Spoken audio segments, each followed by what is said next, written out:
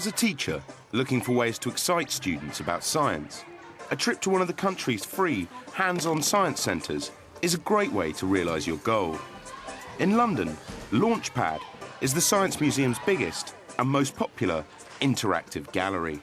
Physics particularly has an image problem at the moment, and we've done a lot to try and change that image here by making the exhibits interesting, relevant and fun, really. Our main aim is to motivate and inspire children to come and to think more about the world around them and the physics around them. With over 50 exhibits and a variety of shows targeted at Key Stage 2 and 3, the museum actively encourages visits from schools. Schools like Hillbrook Primary. We've visited the Science Museum today to investigate our friction topic and to look at other things that we'll be looking at throughout the year. We'll be following Katie's Year 4s and investigating how schools can make the most of such an experience. The new Launchpad is all about trying out lots of stuff. We consulted teachers an awful lot on this gallery. We consulted primary school teachers, secondary school teachers and SEND teachers as well. We've put together, from their advice, what we think is a good structured visit. Each school gets a 5-minute briefing on arrival, introducing them to the gallery's ethos and encouraging students to discuss what they find. What could you do if you come up to something and you don't know how it works? Yeah. I'll go and ask an explainer. You could ask me or one of the other explainers. Who else could you ask? Other people, your friends. Your friends, absolutely perfect. Then it's time for the students to get hands-on. Keeping the visit focused on topics they will be covering in the classroom, Katie heads for those exhibits that allow an investigation of forces and motion. See if you can pull yourself closer to the yellow and see what happens. Do you slow down? Do you get faster? And why do you think that's happening? Okay? Think you can do that? Yeah. Good.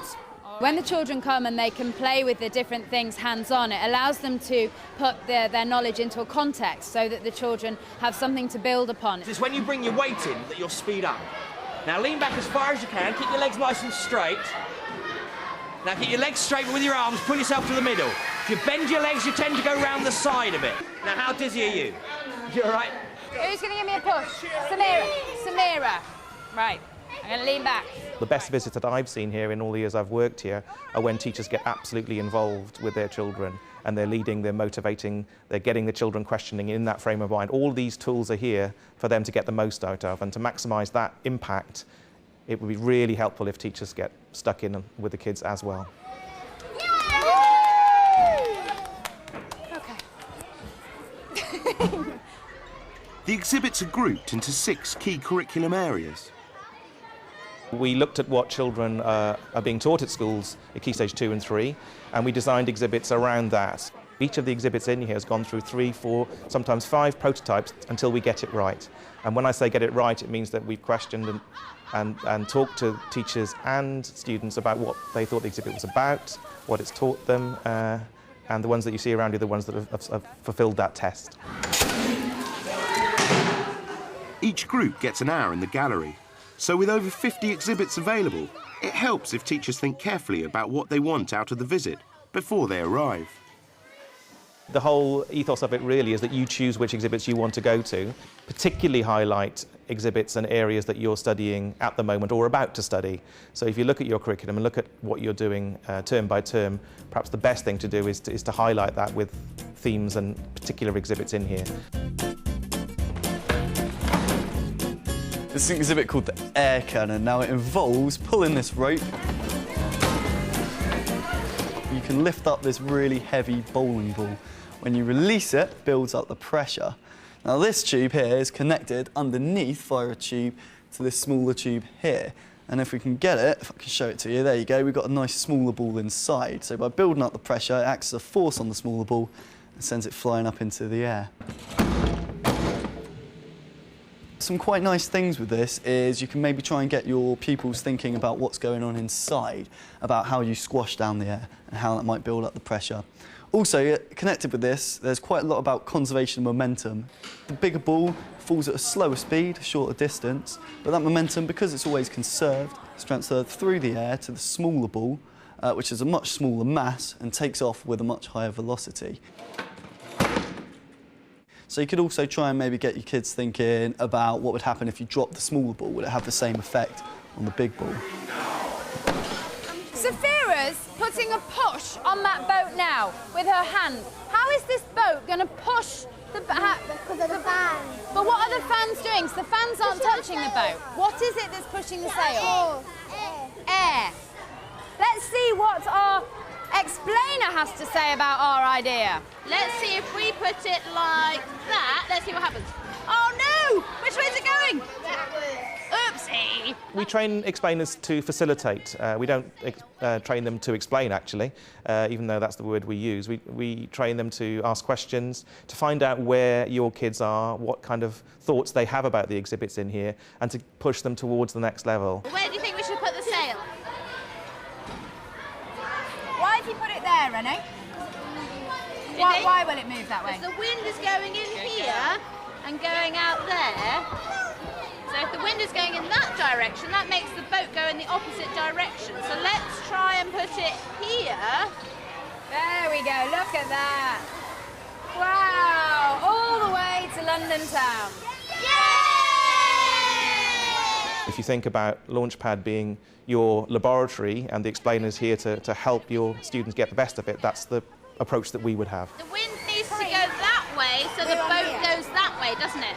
It's very difficult for the children to imagine what we're trying to get across to them when they have nothing to compare it to. And the visit to the Science Museum allows them that flexibility to investigate in their own capacities and be able to understand better. We have a lot of different varieties of exhibits around, some which are cooperative, some which are contemplative. Very often they present a natural phenomena in front of you and something unusual happens, something odd, which will question what you think of the world. And that's really what we're after. We're getting students, adults, teachers to really think about the world around them and build on their knowledge of physics and chemistry. This exhibit is called Watching Water Freeze. It's got a really cold surface, so obviously as soon as the water hits it, it starts to turn into ice crystals. By looking through these Polaroid lenses that we've got up here, you can start to see them really, really well. And each time this forms, it forms a unique pattern, so you get some really beautiful patterns forming on here. You might want to ask your pupils the difference in the molecular makeup between a liquid and a solid. It's an everyday phenomenon. Something that you see every day is water freezing with your ice cubes and that sort of thing. But this really brings it into life. You don't often see the crystals actually form in front of you.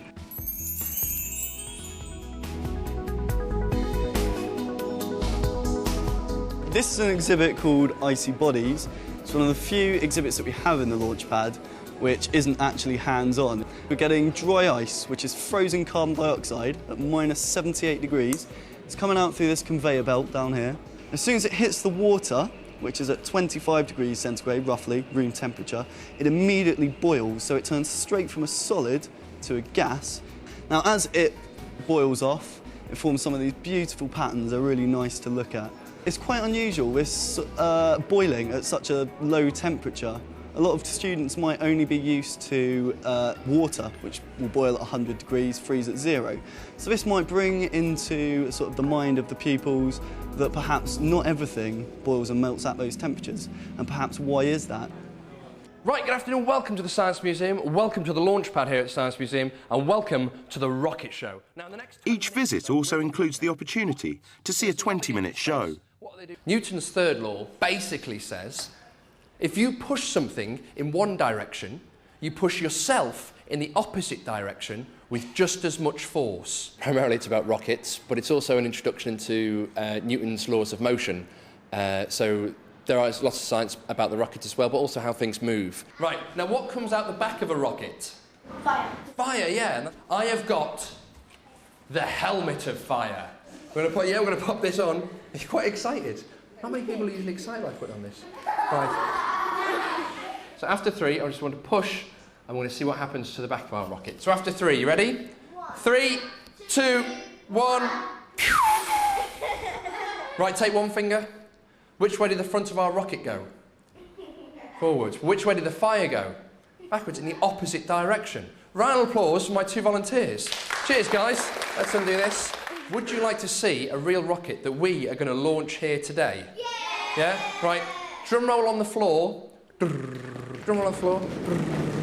Ladies and gentlemen, boys and girls, I present to you our very own Launchable Science Museum rockets.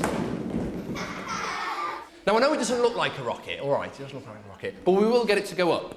And one of the things we need to get it to go up is rocket fuel. Pop your hands over your ears, and I'll show you how flammable our hydrogen is and why we use it in rocket fuel. You ready?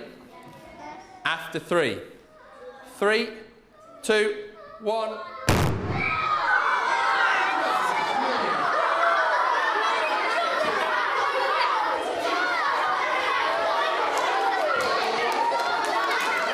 Hands over ears.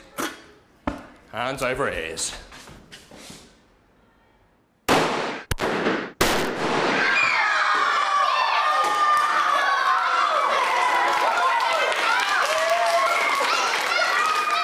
It was a fantastic opportunity for them to learn about the topic that we're about to do.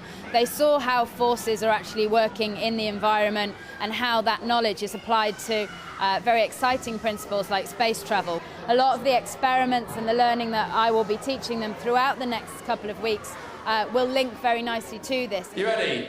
3. Classroom resources available online can help with any follow-up work. There's very simple ideas for rockets as well, little Alka-Seltzer rockets. Or water rockets you can make at school. So there might be some experiments that they can do in their own classroom on the playground that might be able to help what they've learned here today. There are many science centres across the country that encourage visits from schools. But for those who can't make it, many also have websites featuring other resources, including ideas for classroom experiments and games. Well, it starts out very simple. You've got a ball and you've got a goal and you've got to get one to the other. What we're hoping children take away from this and will learn is the idea of test and observe. So things like you've got a problem in front of you and you've got some things that you can use to solve it and you don't know the answer right away and you maybe move things around and hit test and it doesn't work and you keep playing with it. So it's about the process of science and how even if you don't get the answer straight away, you keep testing and you will get there eventually. Resources like this can work on the interactive whiteboard or be used as a homework activity. Have them go home, try it out on their computers, complete the level, and then draw the path that the ball took and explain why the ball went that way. You get an understanding if they know the concepts involved and how the ball interacted with what they've done to it. And then you can discuss that back in the classroom and who chose what options. A lot of the games, a lot of the levels have different solutions, and it's really great to see who came up with what. It's gone off track! It's gone off course, but we made it to London, yay! The trip to the Science Museum is a fantastic opportunity for the children to develop their own understanding and also take on board new knowledge which they can then apply in the classroom further. In a bit more.